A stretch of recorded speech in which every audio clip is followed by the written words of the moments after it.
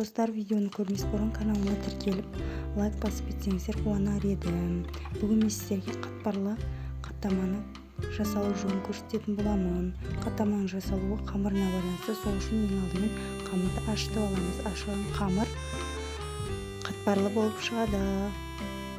Ал сіздерге жасалу жолын көрсетейін. Мен қамырды көп аштым. Сіздер өздеріңізге ыңғайлы етіп аз мөлшерде ашытып аласыздар. Ең алдымен жылы сүтімізге тұзымызды салып араластыратын боламыз.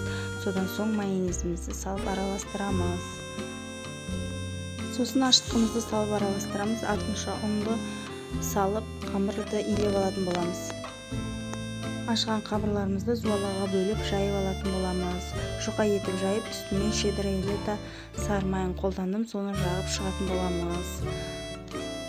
Қалауларыңызға қарай үстінен көк пияз қолданасыздар. Мен де өзім көк пиязды ұнататын болғандықтан көк пияз сеуіп шықтым.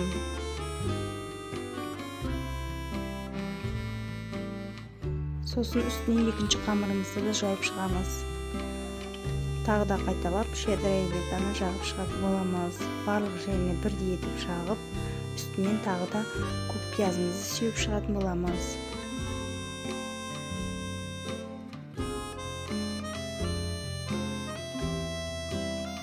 Сосын видеода көрсетілгендей етіп кесіп алатын боламыз. Кесіп алған қамырларымызды видеода көрсетілгендей етіп орап аламыз.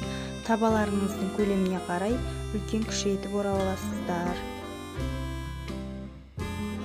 Барлық қамырды осылайша орап шығатын боламыз.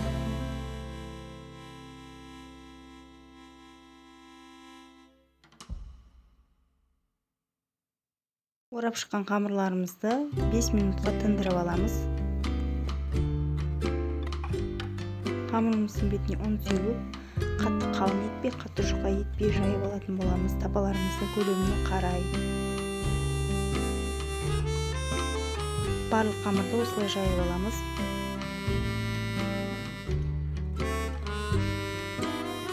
Сосын қызып тұрған майымызға қаттамаларымызды салып, орташа алауда пісіріп алатын боламыз. Екі беті қызарғанша орташа алауда пісіріп алатын боламыз.